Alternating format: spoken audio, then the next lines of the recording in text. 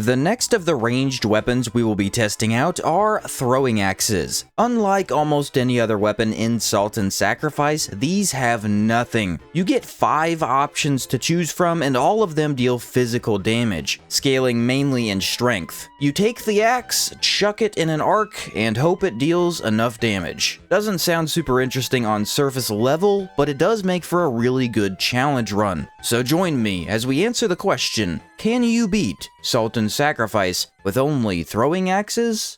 Jack Storm suggested this run in the comments section, and while both Paladin and Fighter get to start with throwing axes, I chose Paladin for no particular reason. Brigandry gets us a dagger that boosts stamina, and it's always nice. Then, after dealing abysmal damage, we're defeated by the tutorial boss. After my bow run, I learned a trick or two about collecting ammo. We need iron ore to craft ammunition. While we farm that from crystals, we can go ahead and grab these supply bags lying around. Rarely, they will drop tier 1 upgrade materials. I held out for a few, leveling our basic throwing axe to +1 and +2. Thank goodness I did, because for a first boss, this guy was not going down quickly. Throwing axes are thrown at an arc, so you need to aim lower when the enemy is close and aim way up if the enemy's at a distance. No curveballs thrown out my way so far, so that's a plus. With the grappling hook in hand, we swing over to the Frost Mage. Dealing pure physical damage is not that great to me, as in my experience, most mages and bosses are easier with elemental options. The Ice Mage is one exception. As long as we stay out of his barrage of icicles, it isn't too much effort to restock and take the fiend down, earning us a decent artifact for +5% range damage. With the axes on a +3, we get to pump into as much strength as possible. Grab the Frosten Ring for more stamina, then look for Ceaseless Fury, the Fire Mage. A false sense of security was setting in as nothing was giving me trouble. I noticed a significant increase in stagger potential when compared to the bows, and being able to arc the axes over basic enemies cuts out the need to engage them at all. Molten Ring for increased HP, which thankfully wasn't super important for the Poison Mage. This guy's more or less of a joke, not being able to deal any damage if you stay away from his melee range. Also, I had 2 haze-burnt enemies join me in an old-fashioned team-up, really embarrassing the poor fellow. Yeah, enemies can be a pain most of the time, but on occasion, they are quite useful.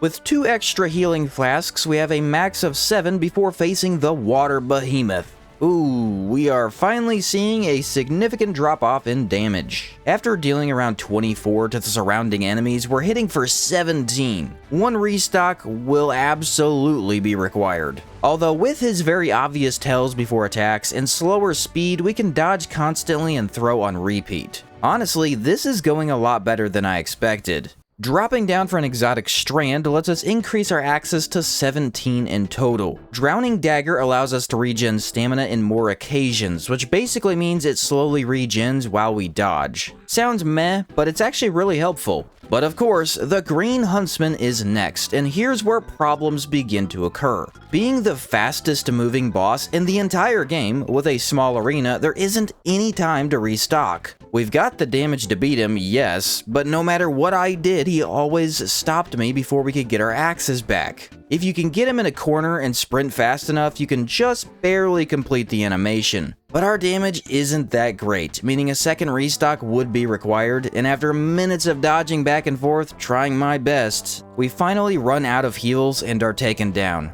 Well, that isn't gonna work. Let's go grab the World 2 runestone and head over there instead. After all, you only need to defeat the first boss and a single mage to move on and face Quailag's cousin. Though, while we definitely can restock against this fellow, this time we don't have enough damage. Just about 3 or 4 hits away, we run out and are forced to give up.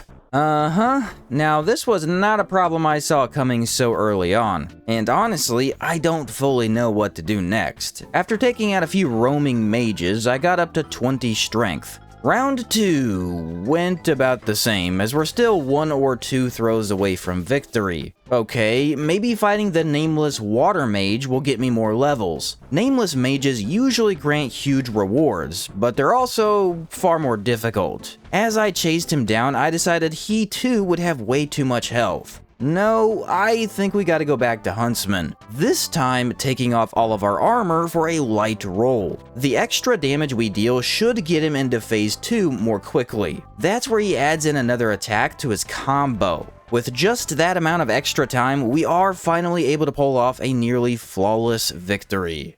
As you might imagine, this roadblock really dampened my confidence. Not even past World 1, we're running into problems with our ammunition amount. Unlike in the bow run, we don't have any new, more powerful weapons to pick up the slack. Earth is our next big upgrade, but even that is at least 4 bosses away. Good thing the lightning mage is really easy from a distance. Dodge past a lightning barrage or two and keep chucking those axes. With another exotic strand, we go up to 18 ammunition. The lightning mage has a dagger that boosts our damage when at low health. Basically, the red tearstone ring from Dark Souls, if I remember correctly. I grabbed it just in case, though I've never been one to go the full glass cannon route. A few more levels in strength has increased our damage just enough to pass through Hate-Cursed Matriarch. His attacks are very easy to dodge, so in the end it all came down to not missing any throws. With just 2 axes left, he's chopped to pieces. One more exotic strand for 19 ammo gets us our magnesium supply. Going up to 8 heals, it's Wind Mage time. Not bad overall. I tend to stay away from a light roll as armor makes one heck of a difference in this game. Some attacks really come out of nowhere and surprise you. But as it turns out, being lightweight is a huge buff. I can dodge almost twice as quickly. As a result, gaining distance twice as quickly. Doesn't help you stay out of every tornado, though that probably doesn't come as much surprise. Inside some caves, we drop below one of the pulley systems to pick up 3 tier 2 upgrade materials. We purchase the Wind Mage's amulet for even better stamina regen and upgrade our axes twice. Then again, for every pro, there's also a con. Our pro being we have the best damage possible for where we are in the game. Our con being the Rock Mage is extremely resistant to damage. I really don't see how we get past this one. Avoiding his attacks isn't too much of an issue. I mean, I learned a long time ago that mixing in blocks and dodges is key for this brute. Roll through all the delayed moves, then anytime he slams the ground, you need to block. To my surprise, this wasn't in any way the roadblock I assumed it would be. He likes to lore walk towards you enough if you get back, and even though it was close, we still had about 2 ammo left in stock.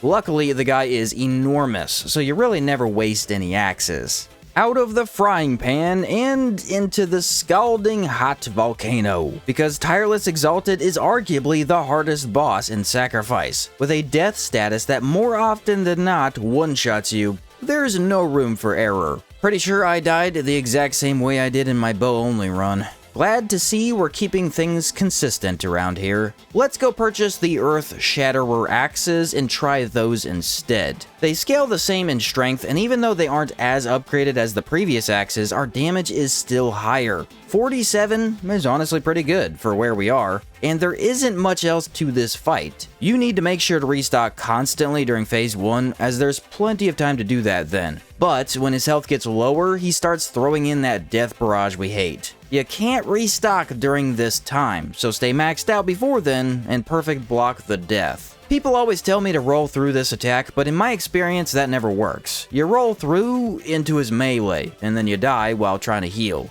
For me, the ghosts are the most annoying part. They always seem to be right in my way at the wrong time.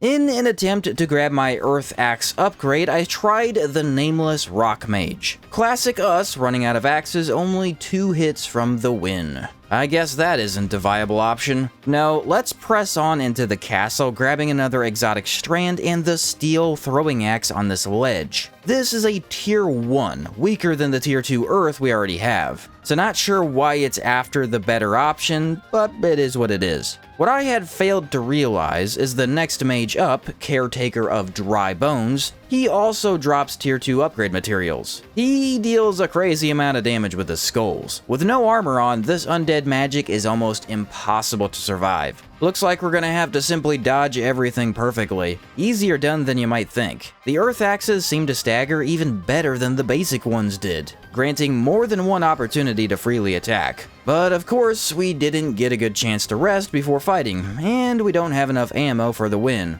Boy, do I love the fact that this castle's checkpoint spots are nowhere near the mage fights. Thankfully for round 2, we repeated our take no damage strategy, and this time came out on top. Upgrading our earth axes, we face down the Holy Mage. Typically, I tend to call this guy the Light Mage, but then there is a legitimate Light Mage in World 3, and that's probably getting confusing. No, this is the Holy Mage, with his laser beams, tracking stars, and magic hammers. While usually very easy to dispatch, he can be much more troublesome when using ranged options. For some reason, this triggers his ultimate spam magic button, leaving very little room that is safe. Luckily, he is weaker than most, so we can get by with a first try victory. Speaking to a wounded knight, we receive the rune for World 3 and make our way to the Poison Swamp, an important location as our best upgrades come from this region. Shroom Man was a joke, as he always is. Even once we get rotted, it's no trouble at all to gulp down a few heals and devour his soul. Marega the Old Hag was a boss that worried me. This lady is not much of a threat, but her minions very much are. She summons these wooden puppets that attack when you get close. We can't really be wasting too many axes on them since she potentially respawns the minions infinitely. That's when the arcing throw of our axes came in handy again. I really thought this would suck, as it's slightly harder to gauge distance, but turns out there are more than a few times where throwing up and over comes in handy. We largely avoid the puppets as much as possible, and with our surprisingly good damage, she's as good as dead. Lumenstone in hand, we grab 3 black upgrade items and a chest, increasing our weapon another 2 times for the Corpumancer, an ever so important mage as he holds our next weapon. As one of the bosses that often gives me trouble, he did not feel up for the challenge, I guess. I did get trapped there for a second and came in with low ammunition. Ultimately, none of that mattered, as his flies were no trouble at all and he never activated meat hooks. A nice and easy win, for once.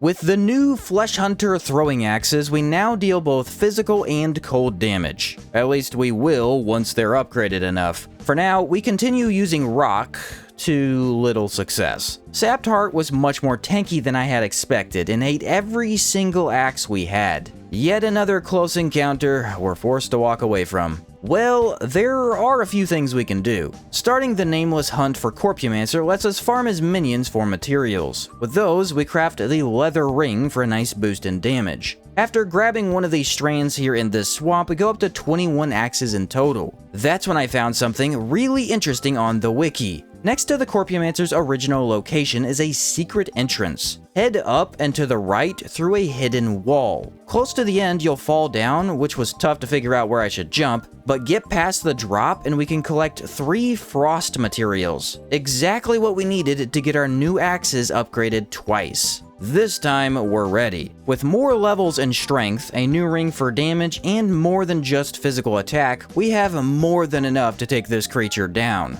The Flesh Hunter axes are the best ones in the entire game. They don't do the most base damage, but have the highest scaling with A in strength. They're also the only option that scales in 2 things: strength and conviction, potentially letting us level that since we already have about 44 strength. Dreadstone Peak is accessible, but we've got 2 mages left to contend with. Something that really annoys me in Souls-likes and the Souls games for that matter is the lack of information. Yes, people do love the games because they don't hold your hand. That's not what I'm talking about. I mean, why do the games never tell you how stats work? What's the soft cap and hard cap for your stats? Why do those even exist in the first place is a better question. But like, for such an important detail, you typically have to look online for that information, and that seems kinda dumb. In Sacrifice, everything soft caps at about 40 for the most part. Though for our purposes, we need every tiny increase we can get, so we'll be going way past that. With the second strand in this world, we get 22 ammunition and can eliminate the Lumen Mage, a largely uneventful encounter. All I've got to say is this new throwing axe is a big improvement. We are no longer losing fights and have closer to 20 extra axes in stock instead of 2. Okay, so Dreadstone Peak is a major location for bosses. The 2 that remain are not easy to deal with, since they're a duo and we don't have status damage to hurt both simultaneously. That being said, we have enough damage to get this done, as long as we stay out from in between them. Tough to restock, I have to say. They hit me a couple of times while I was trying to, but eventually you can get one in. Still wish the screen would zoom out here, but that's probably asking for too much at this point. With the Ethercloth Bolt, we can reach Brain Mage and completely demolish him. The guy tried his best to get me with laser waves, I have to give him that. In the end, he was probably the quickest kill we've had for the entire run so far. Grabbing the second to last exotic strand, we increase our ammunition and attempt to defy time itself. Lovely when the enemies in the arena deal more damage than the bosses. Oh, the woes of a naked man. Yeah, this boss is a tough obstacle if he decides to not play nicely. You really just need to get lucky. Since mages spawn in different locations and can start the fight with different moves, you might have gotten a no-win scenario at random. Then on the second attempt, he starts with half health, goes after an enemy instead of you, and falls with little to no effort. Weird stuff indeed. Finally, we can purchase the Chrono Blade Amulet for faster restock speed. Now, nothing can stop us from getting our ammo back. Just in time for a good boss rush, if you ask me. After my previous bow-only run, I learned a lot, and found quite a few ways to keep full on ammunition. True, this stuff requires a lot of farming to upkeep. However, that farming doesn't have to be as painful as you might think. Most items can be sold for a decent amount of silver, and silver can buy iron ore for 100. This means you sell everything. Armor, weapons, upgrade materials, mage items, random consumables, even extra artifacts. Anything and everything gets collected and sold. This probably cuts down on at least an hour of farming minimum. I ended up being very happy with this iron collection method. Dragon, Demon, and Dark Mages all fell with only 3 deaths among them. Dark was being particularly difficult today. You basically can't beat him unless you attack a single time and then dodge. He's so aggressive it leaves no time for multiple attacks on your end. We officially have the max of 24 ammunition and are ready to take on the Ice Dragon. We grab the black and blue upgrades next to his arena, increasing our weapon to just under the max level. We can actually wear the high blade armor set and stay in lightweight as long as we don't put on its chest plate. Not the perfect fashion choice per se, but I think most would have to agree it's better than nothing. Karaxonar, Krayexanar, or whatever you call this icy dragon, was a wonderful target for our axes. I do love how they made him stand up so tall that basically nothing you throw will ever miss. His backwards breath might be avoidable if you dodge forward and then backwards. Not 100% sure on that, and it's not that hard to heal through it, so we may never actually find out. Plenty of ammo to spare on this one, as we find runes granting access to the Elder Copse. I did go back and complete the Inquisitor's questline, granting us up to a total of 10 heals. The Knight is impossible to beat with range unless you have the Time Mage's Amulet.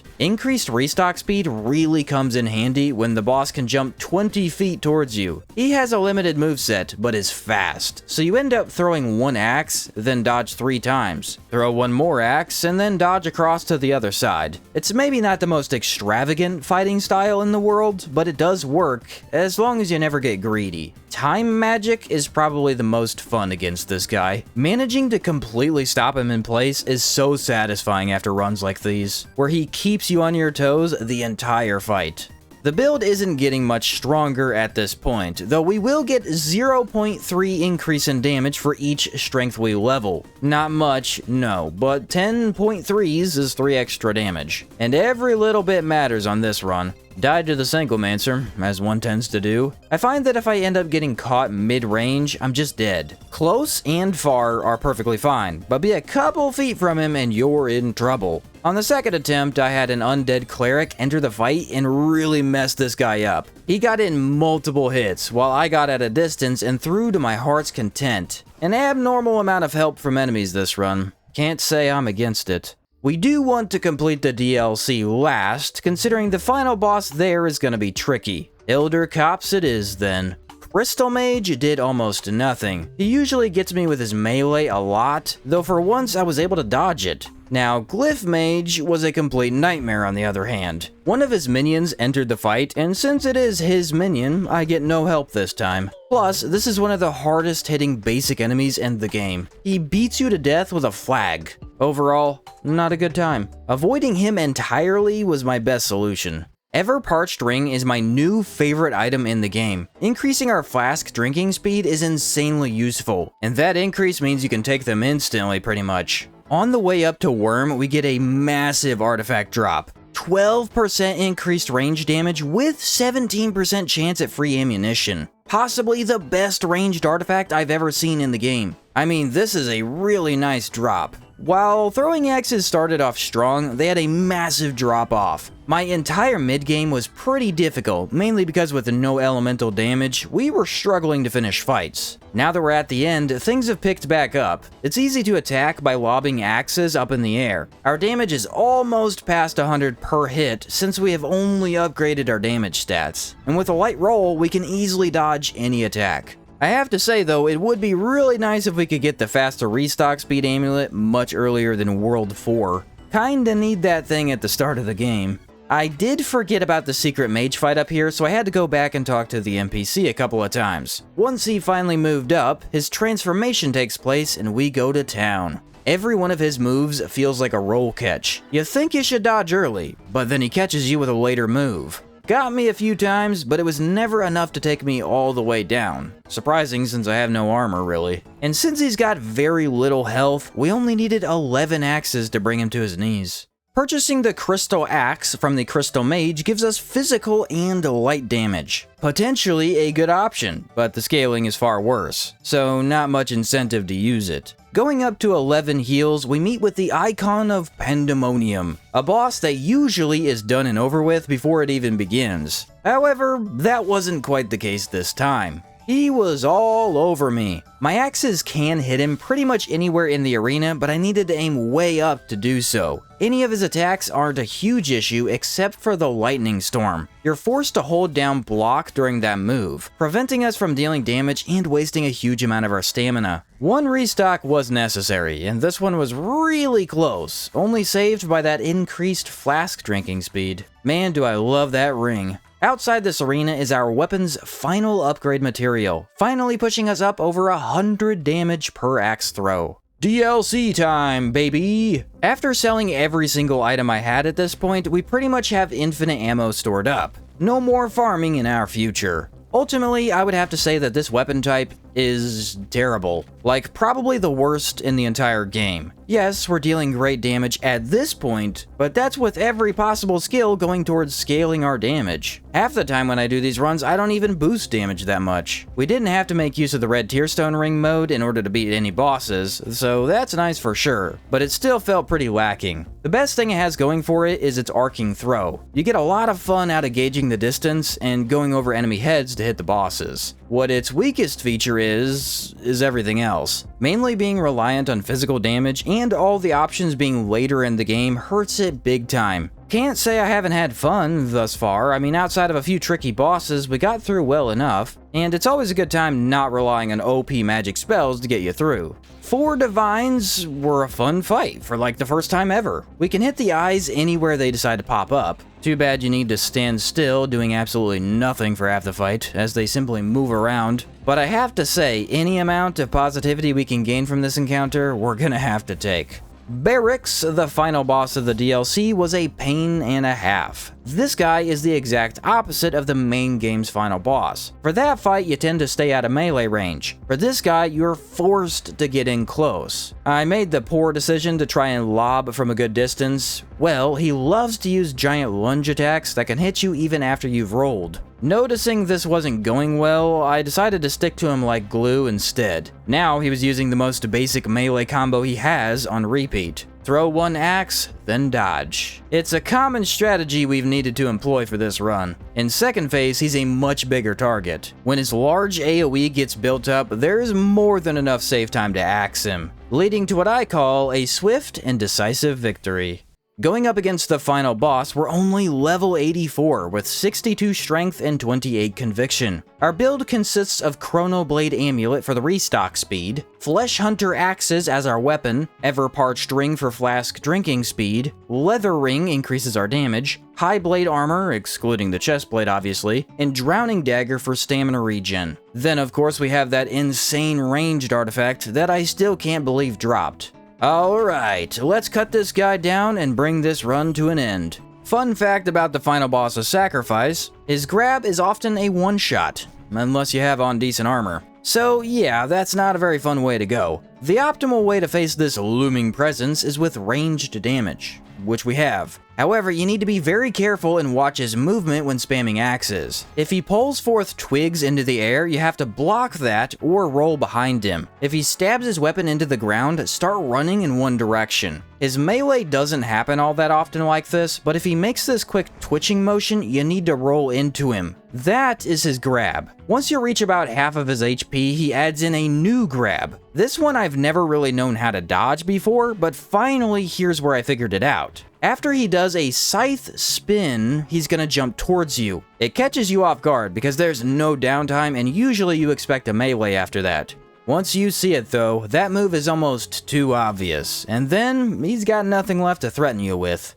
And that, ladies and gentlemen, is Sultan's Sacrifice beaten using only throwing axes. Definitely one of the worst damage sources, as you don't get much to work with. They have a lot better stagger potential than say bows, but are really limited on options. We ended the run at around 8 hours and 14 minutes with 14 deaths. A good time had all around, and hopefully that's the worst ranged option we're gonna have to deal with. If you did enjoy the content, do consider liking and commenting down below. Let me know what ranged weapon to do next, as Twin Daggers will be our following melee run. Thank you so much for watching, and I'll catch you next time.